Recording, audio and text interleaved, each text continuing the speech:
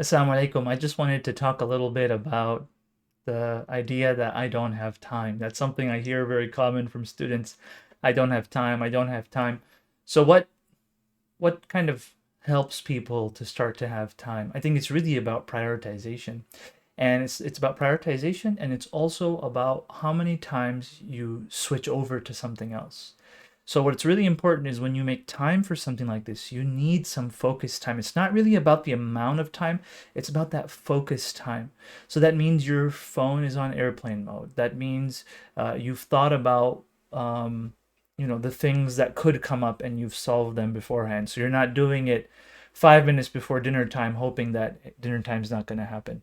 So making sure that you have that focused time and setting that as a priority, right? Keep your why in mind, because every one of you that comes to this, you want to understand the Quran. You want to connect with the Quran. You want to connect with Allah subhanahu wa ta'ala. When you hear the Quran, you feel like you've wasted months and years of reading the Quran and not understanding it, that something has been missing your entire life, and that there's so much potential there for you, right? And there is, and that's all true. There definitely is. There's benefit in reading the Quran without understanding, but the benefit is multiplied by so many times, by so much, when you can actually understand it, because it's now adding value to your life and to your understanding, right? The Quran is a reminder.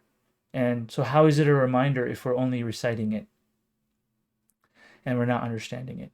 Once we understand it, now it's a reminder for us, because every word we read, it goes back to something in our lives.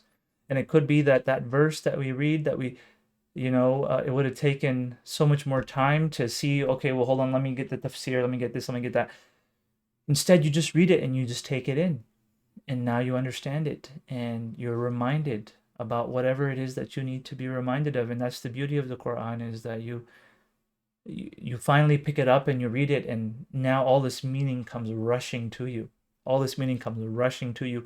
And that's only possible if you just tell yourself, look, I need 3 months. You don't need an infinite amount of time. It's 3 months of almost daily weekends off, right? I like giving you weekends off. So that focused study every week, that focused study, just make that time, and you will not regret. I guarantee you, you will not regret it. You will never. No one has ever come to me and said, you know what, I really regret spending this time on learning to understand the Quran. No one has ever said that. No one has ever come and said, I regret it.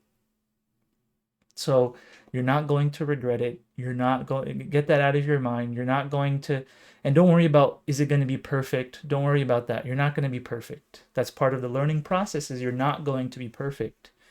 So get that out of your mind, and get out of your mind the idea that it needs to be exactly the same every time. Today I did 30 minutes. Yesterday I did 20 minutes of focus time.